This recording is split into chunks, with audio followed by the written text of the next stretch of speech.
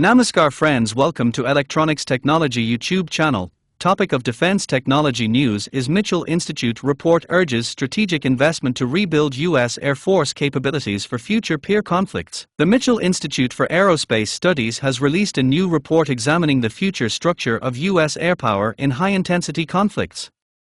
The study highlights the need for a balanced mix of capabilities to address emerging threats from peer adversaries. The report, titled Rebuilding American Air Power, Balancing the Air Force's Combat Forces for Peer Conflict, was authored by Mark A. Gunzinga and Heather Penny.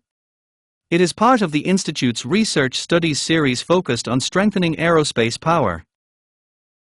According to the study, the United States Air Force must maintain the ability to defend the homeland, deter nuclear threats and defeat aggression simultaneously. Achieving this requires a balanced force structure aligned with national defense strategy requirements. The report states that decades of underfunding, force reductions and delayed modernization have created significant capability gaps.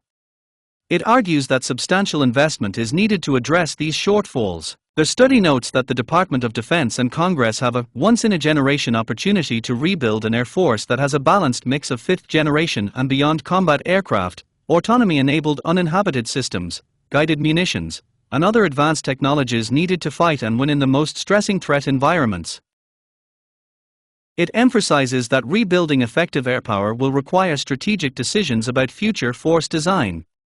These decisions should consider both emerging technologies and new operational concepts.